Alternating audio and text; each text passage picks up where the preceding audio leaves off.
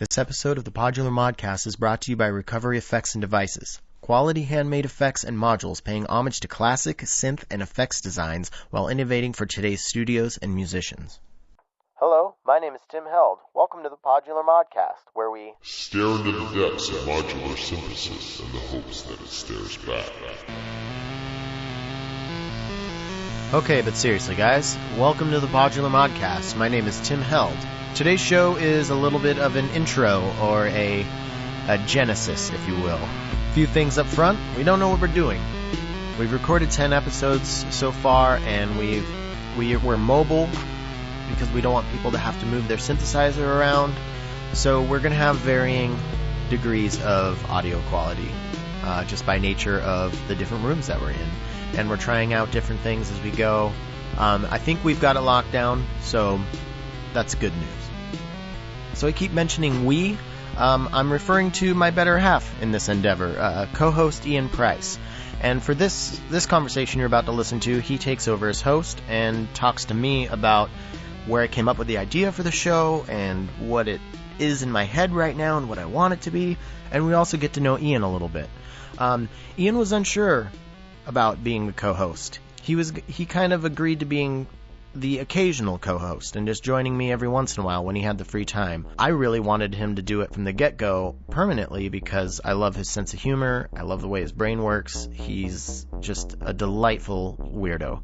So he'll be popping in and out for the first few episodes, but I think he is settled in as permanent co-host. So after these initial 10 are done, he will be showing up more consistently.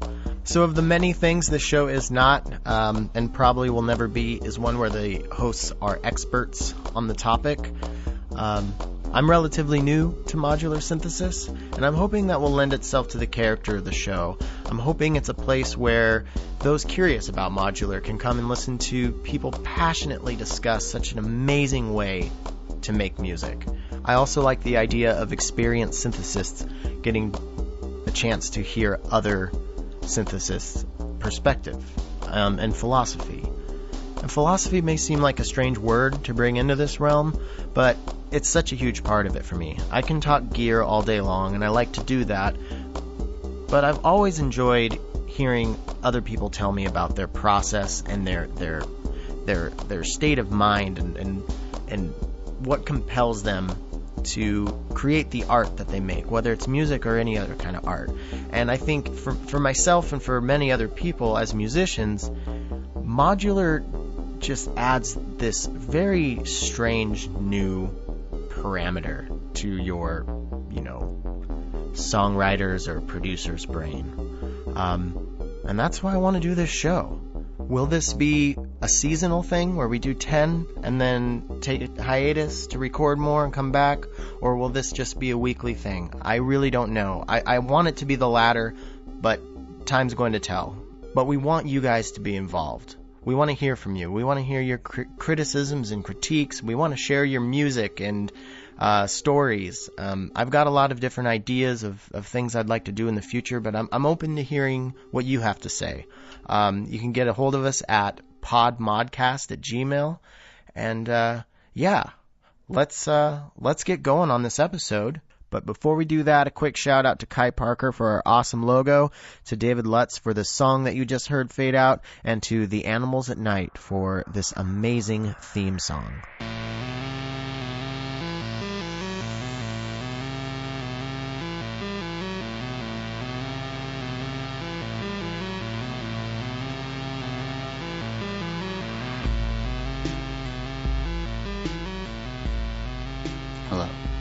Welcome to the Podular Modcast. My name is Ian Price, and I'm here to discuss the current and future landscape of modular synthesis with you, including the world of artists, the innumerable manufacturers, and where modular is heading.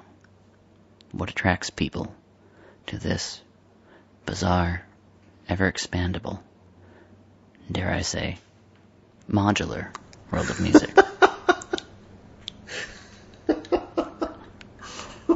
In the studio with me, I have Tim Held. I have Tim Held here for a very good reason. Tim started this podcast. So for the inaugural episode, he asked me to take over. However, I promise I will be there in the future, adding in quick little barbs to otherwise productive conversations.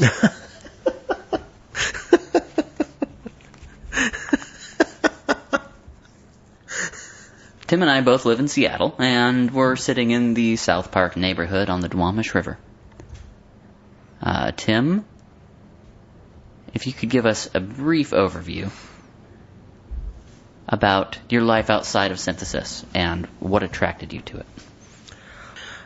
It was actually the band Granddaddy that kind of brought me over to the electronic side of music. I was very into indie rock and stuff in college, and then got really into Granddaddy and all just all the arpeggiated synthesizers just really attracted me. I just loved what Jason Little did with that sound. So I started experimenting with trying to... Basically, I tried to just make Tim Daddy. But it's a far leap from crossover alt country to modular synthesis. It is, yeah. So, when did you first hear of the world of modular synths? Okay, modular synths. I don't remember when I first heard about modular synthesizers. I'd seen all the pictures and videos of the people in the 70s with their switchboards and all that. And then I played some shows around Seattle and saw some people using them and was always intrigued but totally confused about what it was. And it wasn't until you gave me the box. Well, it actually there's a couple things coinciding. My buddy Greg Markle, who runs Recovery Effects, I play in a band with him. Recovery makes wonderful guitar pedals and Euro rack effects. Yep, they're kind of blazing a new trail for themselves in the modular world right now and doing really cool stuff. So I've been making electronic music since I moved to Seattle in 2014.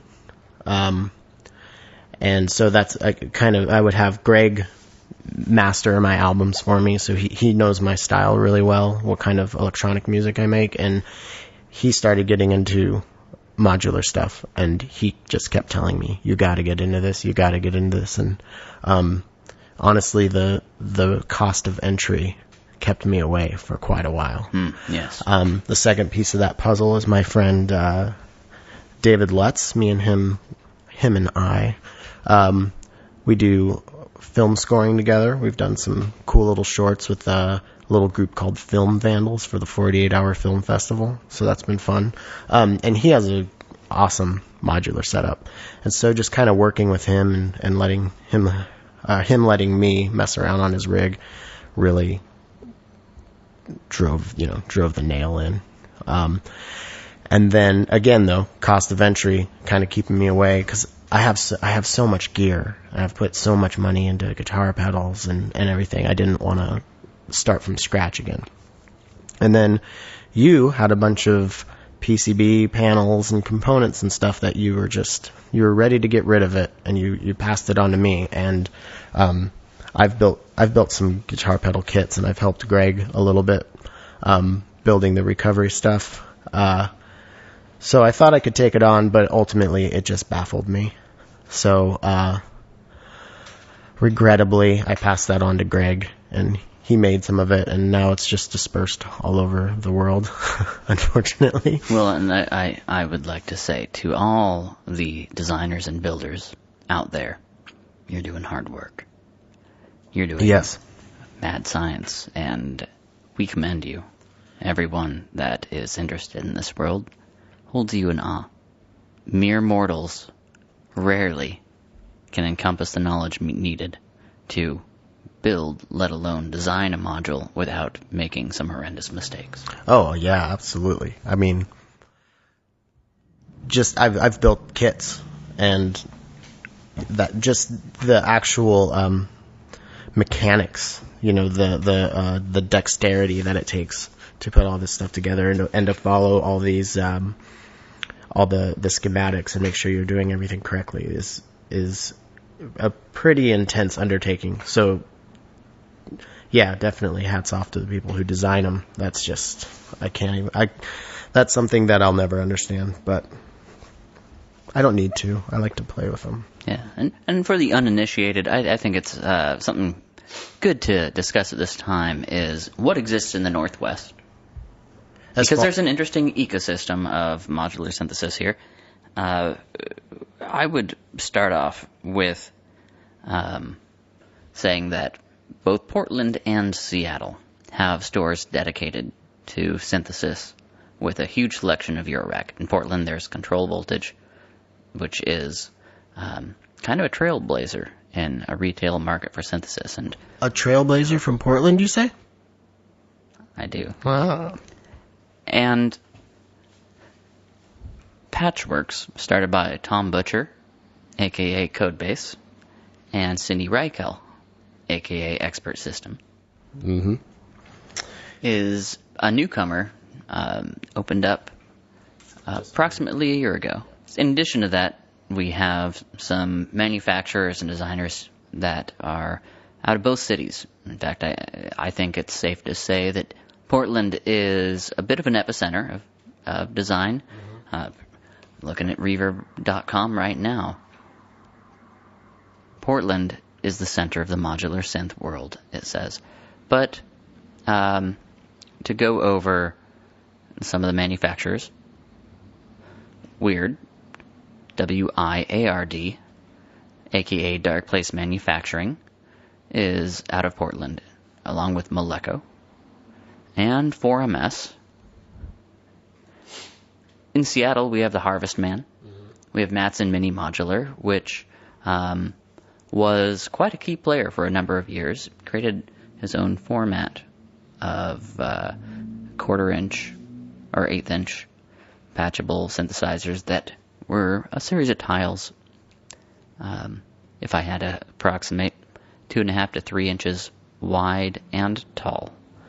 And, well, we're missing out on some. But it's a very interesting region to be doing this stuff in. Absolutely. Because there's a focus on it that I don't think there is in other places. I want to just add a few footnotes or edits to what you said. Harvest Man is actually now industrial music electronics. Industrial music electronics. And then also, I got to throw Greg in there too, Recovery Effects. Pretty new to modular, but doing some really, really interesting stuff with it. And yeah, more to come. So. Well, and so, Tim, you have taken this podcast on as a bit of a labor of love. And why don't you tell me about your idea behind the podcast? What is it that you hope to accomplish? Okay.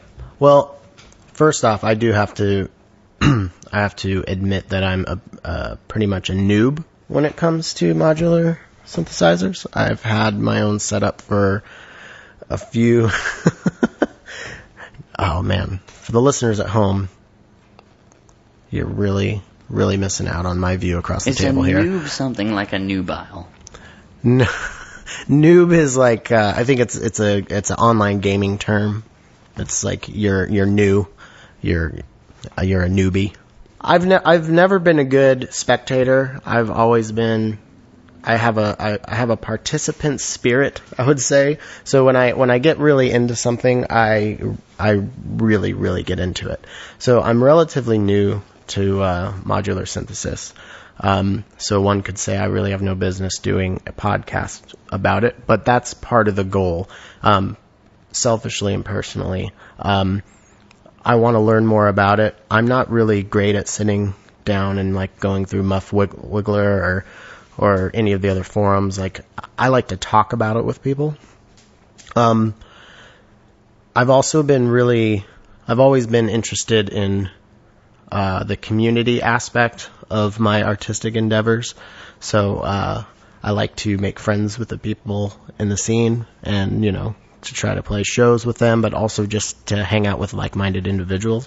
So this is going to be a cool way to just talk to a bunch of people starting around town, because it's pretty popular here in town, but eventually would like to to branch out and start traveling. Like we were just talking about Portland. I would love to get down to Portland and talk to some of the manufacturers down there and some of the artists down there.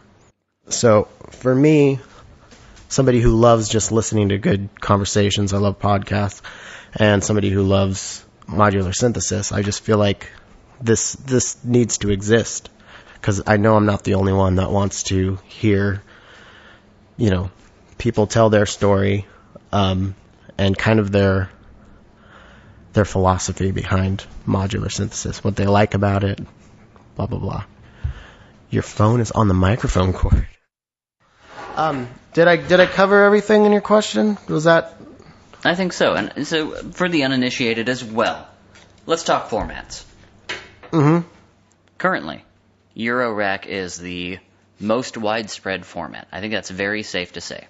And it seems like the driving factor in Eurorack is size. Mm-hmm. It has a small footprint, uses 1/8-inch cables and jacks, and it's somewhat of a relative newcomer to the world of modular synthesis. So, talking about a few other systems, there is the Frac Rack system, which was used by Paya and Blasset.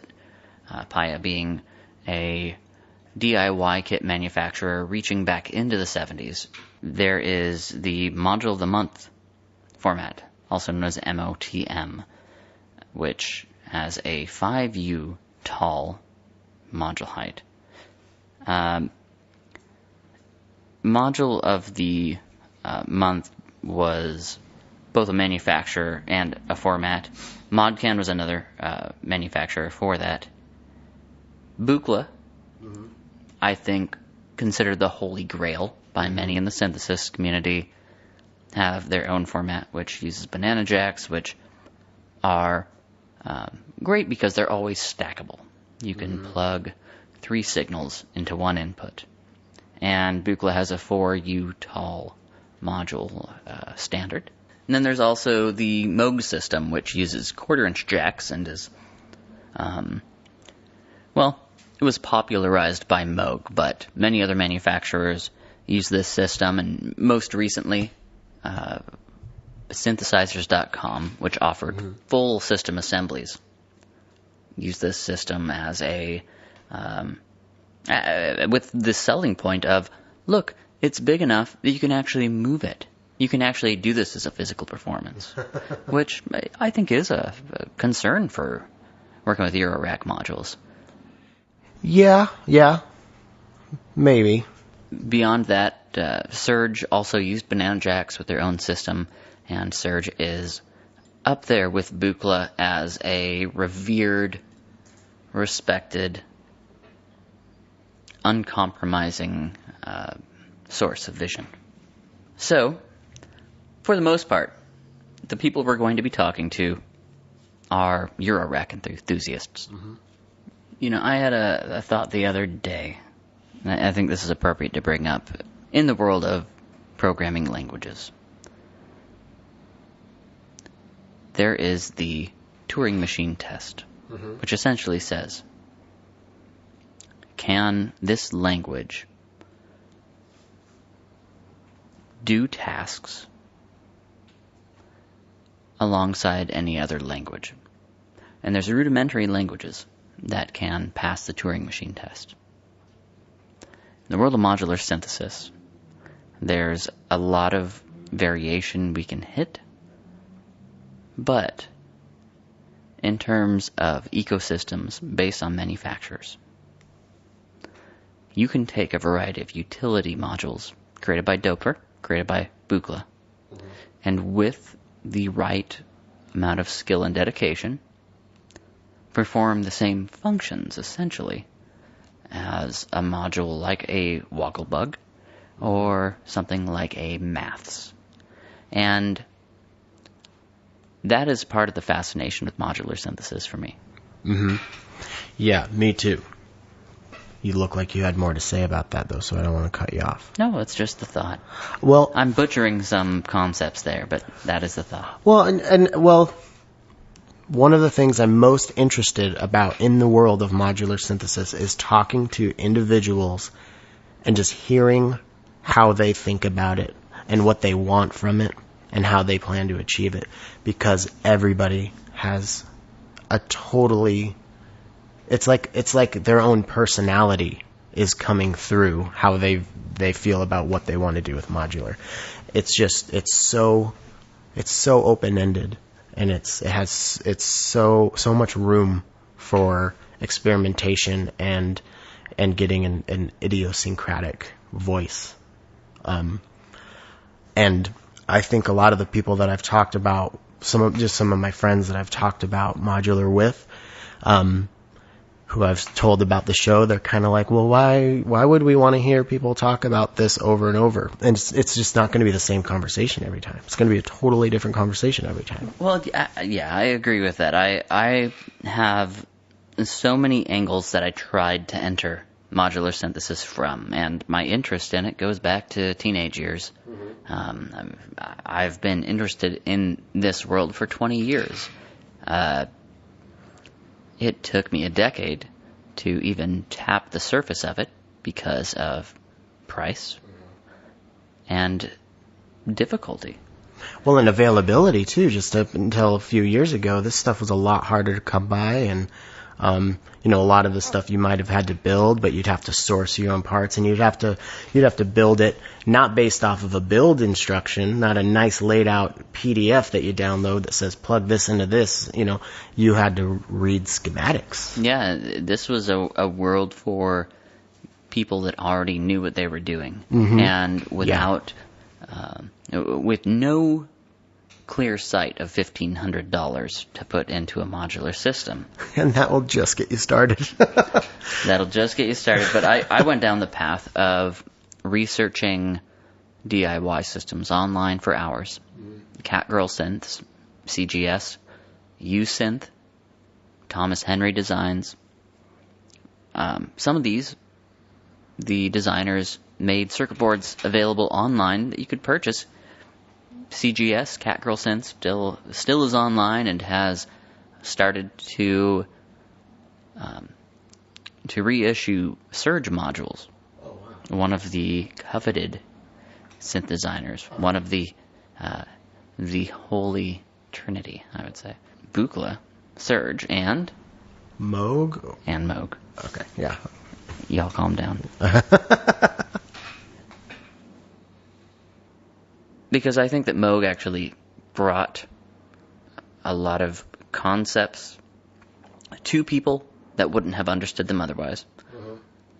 Brought the difficulty of modular systems down to a level where something could be user-friendly enough that your musician that didn't necessarily want to know all of the science behind synthesis could start to play around and actually just make something melodic. Mm-hmm. Yep, absolutely. Would you say that maybe Moog was like the Steve Jobs and Buchla was the...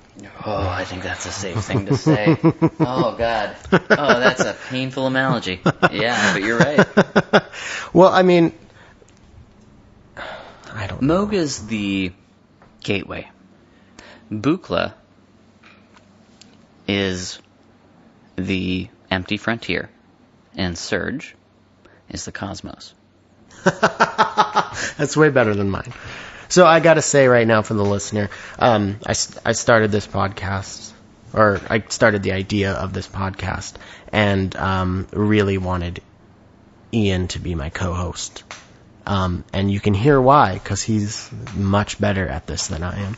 But I kind of twisted his arm into becoming co-host, and I got him back into modular synthesis in the process.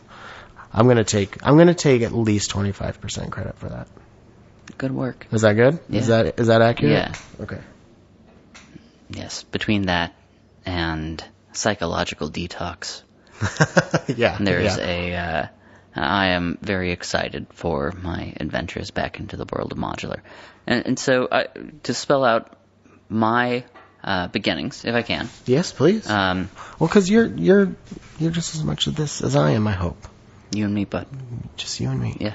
We can make it if we try. You just stop recording. Just the two of You us. can press pause. It's all right. We're going to take a little break. We can take care of each other.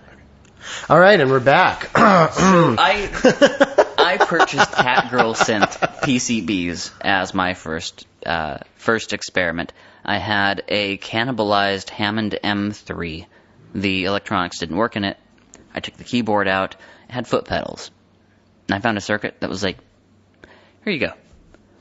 You plug in a bunch of switches, and it'll act as an octave of notes. We'll convert it to control voltage. Mm-hmm. And so I started off with a foot pedal that output control voltage. Ooh. Circuit worked. It was very simple. I believe it's CGS 10. It's a simple keyboard circuit. Catgirl Synths didn't only provide these buchla reissues, that didn't start until a few years ago, but has a range of dozens of their own designs. And Ken Stone, Mr. Catgirl Synths, has a series of logic operators and redesigns of older circuits along with your basic filters, oscillators, envelopes, etc. Anyone listening to this, I think you can get stuck perusing Ken Stone's designs for hours, and it's totally worth the time. Paya Synthesis is interesting to me. Paya is a DIY company, P-A-I-A. Mm-hmm. That's the dog drinking water right now, just so you know, listener. That's Floby. Floby. The co-host. The co-host. Floby is my co-pilot.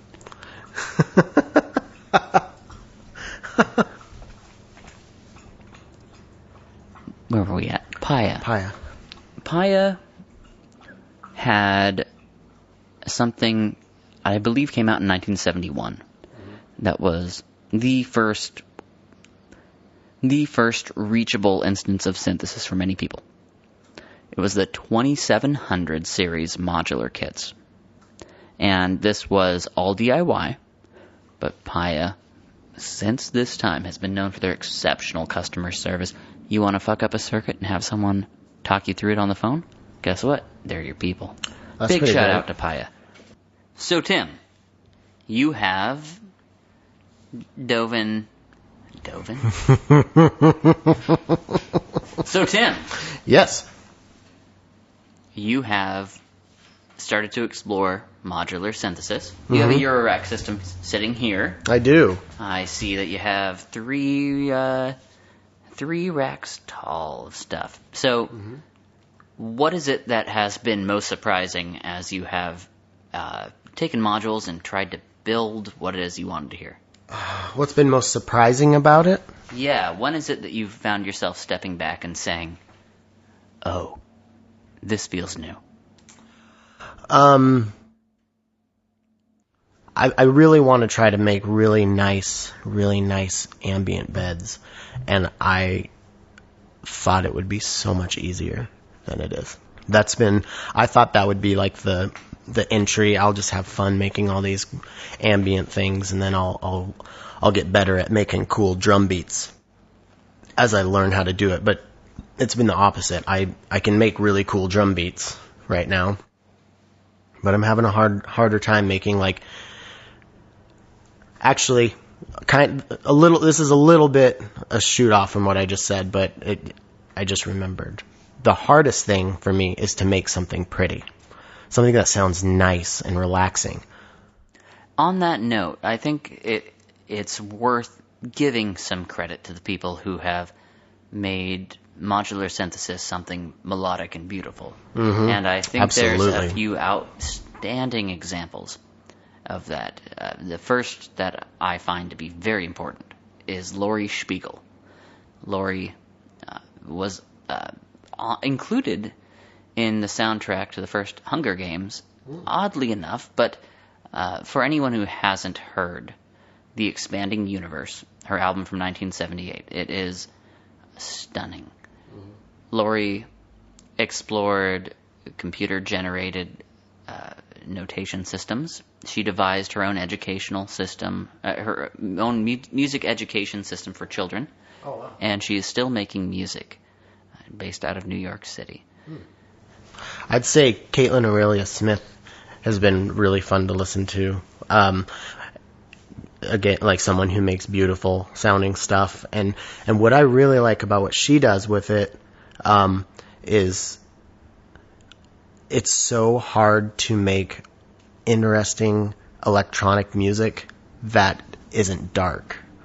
Like, I feel like at some point when you almost, I feel like a lot of it is so dark because making something that sounds nice and pretty and almost fun, it's instantly cheesy. She does it in a way that is not cheesy at all. It's just super interesting to me. And she's a current recording artist, 4 albums out. She uses a Buchla system, right? She uses a Buchla system. On that note, too, I would like to add, I think Suzanne Ciani. Yeah, because she did an album with her. Caitlin Aurelia Smith and her did it. And it's a wonderful collaboration. But Suzanne also is a Buchla enthusiast that worked with Don and went on to create many of the sounds used in iconic 80s and 90s advertising. Really? There's a wonderful documentary film about Suzanne Ciani out there. I would love to watch that. I listened to one of her live performances from the 70s the other night. Just going to bed, put some headphones on and listen to it. And what's been really cool about getting into modular is listening to stuff like that and trying to figure out what was she doing there, and like being able to figure some of it out, but also being totally flabbergasted by some of it as well. Absolutely. Another pioneer in my eyes is Conrad Schnitzler, who was part of Cluster when Cluster was spelled with a K. With a name like Conrad what? Conrad Schnitzler. Schnitzler. I'm already a fan. As in one who peddles schnitzel. Uh-huh. He is the Schnitzler. Conrad Schnitzler created solo albums such as Rot and Blau that were some of the earliest explorations of truly boundaryless electronic music. And they can be hard listens. Yeah. Pierre Boulez was another Buchla enthusiast that came from, you'd say, the neoclassical realm and made some definitive pieces. And with that, I think it's just worth paying respect to the people that did this work 40 or 50 years ago even. We are leaving out so many artists. So many people. Yeah. But as a starting point, if someone is interested in modular synthesis and wants to hear some shining examples of what can happen, Laurie Spiegel, Caitlin Aurelia Smith, Suzanne Ciani, Conrad Schnitzler, Pierre Boulez. Okay, I want to take, since everything we were talking, well, I don't know everything you were talking about, but we were just talking about making beautiful sounding stuff and nice sounding stuff. I also want to talk about something that's the exact opposite of that. It's a group called the Fox Sopper Duo, and it's Greg Fox, who is a pretty well-known drummer, really well-known drummer. And then Ryan Sopper. I don't really know much about them, their solo careers or anything, but they have this album called Magenta Line, and it's just a modular synthesizer and a drummer. And the way that guy, Ryan Sopper, can use a modular synthesizer and it sounds like it's thrash. It is the heaviest. It's like Lightning Bolt, the band Lightning Bolt, but instead of a bassist, it's a modular synthesis. So I bring that up because it's kind of the flip side, and also I gotta tip my hat to being able to make something like Lightning Bolt with a modular synthesizer. And this speaks to kind of what I was talking about earlier. One of the things that's so interesting to me about modular is just how expansive it is. And with that in mind, I want to ask, what are the dream interviews with living musicians, designers, manufacturers? Oh, people I'd like to get on the show? I mean, if we're talking like dream, yeah. Definitely Caitlin Irelia Smith would be super, super cool to talk to. I would like to talk to Ryan Sopper and Greg Fox about the Magenta Line album. You got to check that out. It's heavy. Let's see. I'd like to talk. I should know this. I don't know the names of a lot of the guys who run the manufacturing companies, but I'd love to talk to the guys from Make Noise, some of the people from 4MS, and I just had another one in my head and Mutable. I'd really like to talk to some people from Mutable because they do some really interesting stuff. How about you? Who are some of the dream guests for you? I mean, also, Suzanne Ciani would be amazing. Suzanne Ciani would be incredible, as well as Laurie Spiegel. I think that Laurie Spiegel is someone that in time will be recognized as a true pioneer. I would love to speak to Jans Hoshim Redelius of Cluster, alongside Conrad Schnitzler, who has passed away. Rodelius actually did a performance at Patchworks last summer. Oh, really? The modular store in Seattle. And was the most beauty-minded member of Cluster. The other two members have passed away. And Rodelius is someone that brought a world of pastoral beauty before New Age ever existed, and has continued to grow his vision all of these years. I would also like to speak to some of the circuit designers out there, such as Thomas Henry, who is a stronghold of the DIY modular community, and see what brought them to this world. Because it's easy to say, oh, you studied electronics in college, you understood it, this was a hobby. But that's not what drives someone to build their own designs again and again as a recreational hobby. Thomas Henry is one, alongside Hexenberger, who no longer designs DIY circuits, puts out fully assembled Eurorack modules, but started off making some of the most fearless circuits out there. So let's move on to a segment of the podcast. Are we doing this now? We're doing this now, Tim. So we're done with our podcast? We're done with our talking part? We're done with our talking part.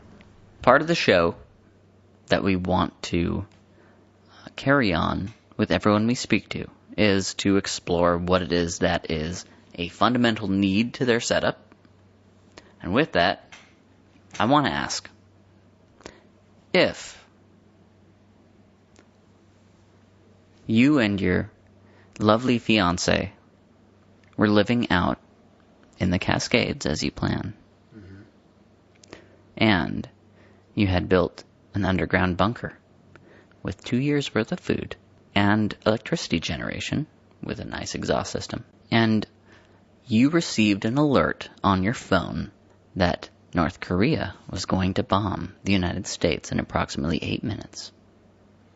And you knew beforehand that you had an 84 HP rack with 5 power connections in your bunker. What 5 modules would you take with you to help entertain and provide spiritual enrichment over the next at least 2 years? Okay, I need time. I need clock, right? I'm going to start with my clock. I'm going to bring the Temps Utile. I just got it. It's same designer as the Ornament and Crime. But it's got 6 outputs. A DIY project. It is, yeah. I did not build it. I bought it completed, but yeah. So what makes this clock special? 6 outputs, and then it's got 4 CV inputs that it does so much. So like the CV input, CV1 can control, your time division of whatever output A is, but it could also control a different parameter of output F. So there's 4 of those. My next module, of course I'm going to need an oscillator. Would I be a total little weasel if I went with the mutable instruments elements? Mutable instruments elements. Why that module? I actually haven't played with it, so I can't really tell you what I love about it. Yeah, that's part of it. I mean, if this is a fantasy module, I don't have to only have stuff that I have, okay, right? Okay, so you're going to generate some tones with your elements. You're going to generate some clock signals. What else? Mm-hmm. I'm gonna bring a maths in there for sure. All right. Because I really like ADSR. This will do ADR, slope, and it actually can go audio rate too, so I can kind of cheat and have another oscillator in there. So you're up to 3. So I have 3. So Number 4. So I have a clock, I have a oscillator, and a function generator. I only get 2 more. I'm going to do the Tip Top 1 sampler. A sampler? Yep, I'm going to bring a sampler. Okay. Because I feel like if I only get 5, and it's going to be 2 years. And to top it all off. To top it all off, I'm actually going to bring the cutting room floor from Recovery Effects. So what does the cutting room floor do? It's an effects module, but what type of effects? It is, it kind of does a bunch of different stuff, but I would say a lo-fi echo or reverb. So you can kind of get a lo-fi overdriven reverb sound out of it, and you can get some kind of it's echoey delay stuff. What I really like about it, though, what's really, really cool is you can also just use it as an overdrive. If you turn the blend knob all the way to your dry signal, it's actually not your dry signal. It's like putting it through like a little overdrive pedal. I like noisy, I like nasty, stuff. Yeah, I like noisy and I like nasty too. So what I like about that is something like the elements, I could make that beautiful, beautiful sound that I was talking about earlier. But if I run it also, if I split the signal, I could have my nice one and then slowly fade in my dirty one. All right. Well, that's a nice insight into what it is that matters to you. And keeping in mind what matters to you, I want to present to you your synthesis challenge for the evening.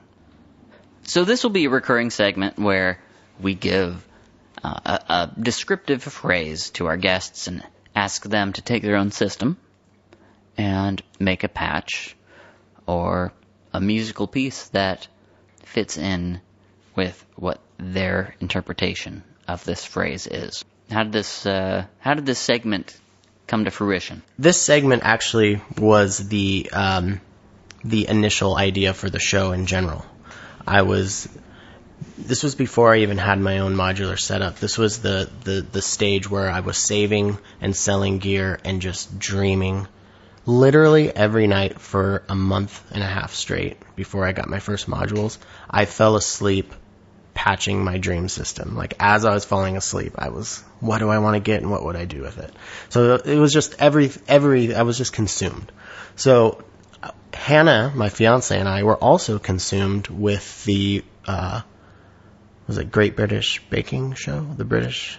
I don't even know the name of the show. I guess it is, sure. Yeah. That's bad. that I don't know the name, but it's the Great British Baking Show with Madame Croissant, Mary Berry, and I wish I knew the two hosts' names because they're just so great. So one of the reasons I don't know the name of the show or the name of the host is because while watching this, I was also on my phone constantly looking up modules. So, anyways, we're watching the show, and I'm thinking, how cool would it be if there was a TV show where synthesists were given a challenge and then an allotted amount of time to make a patch based off of some simple instructions or something. I would love to watch that show. And I've always wanted to start a podcast, but never had a real reason to, because I love podcasts so much. So I was like, well, maybe I could do that as a show. So how would that work? Oh, you get I would put a bunch of random adjectives in a hat and a bunch of random nouns in a hat, and then just have the guest draw an adjective and noun, and then whatever that phrase, however that moved them, show me on your synthesizer. So Tim, show me. At the suggestion of your listeners, it's time for you to show us a lackadaisical donkey. Oh, you see? This donkey Oh, no. couldn't give half a shit. Oh, no. Okay. It might be Shrek themed, for all we know. Yeah. Oh, so Tim, God. Why don't you get to work on your patch, and we'll listen to it in a little bit. Okay. Fuck. But before we get to this patch, a quick word from our sponsor. Vallejo, one of the most sought-out emerging dance theater companies in New York and Mexico, made a very wise decision in commissioning composer Madeline Kokolas to score their project SOS. This masterfully executed EP is part of a larger dance score in collaboration with Vallejo Dance Company for their upcoming Season 4 program. Written and produced from a hospital bed following the birth of her second child, SOS arrives as awe-inspiring as we have come to expect when expecting a new batch of songs from Madeline Kokolas. Go to selfcenter.bandcamp.com/album/SOS to check it out.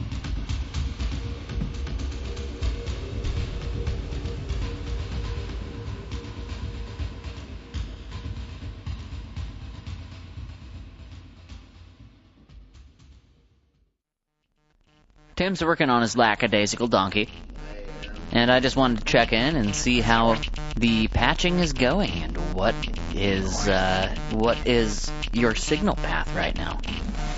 Well, it's a mess right now. I think I've devoted too much time to trying to make a donkey. So my original donkey right now is so I've got a sample coming from the Bastion Grandpa sampler, running into the Recover Effects Bad Comrade, that is then running into the Dope for Wasp filter, and then the CV of the frequency of the Wasp filter is being controlled by an LFO.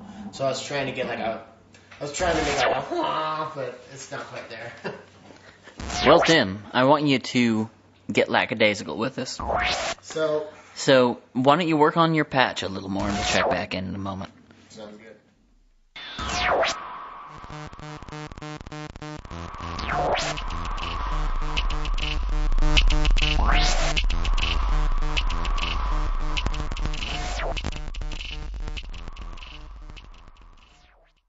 Hey, Tim, how's that coming along? Well, my time's up, and I'm going to show you what I got. Let's go. Do you want to go piece by piece? Do you want me to fade them in, or you want to hear the whole thing, or how do you want to do this? You give us your best lackadaisical donkey. We'll take it from there.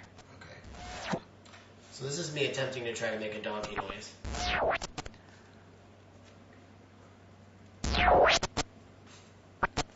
Shrek 3 vibes. A little bit. Yeah, okay. Yeah. And then, for my lackadaisical. I thought a cool, weird kick beat would be fun. Yeah.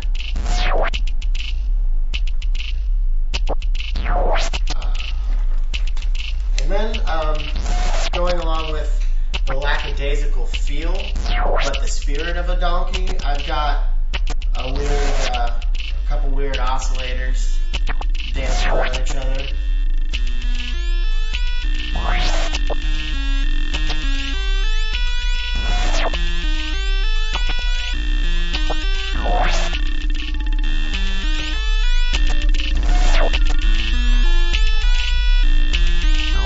I can feel it.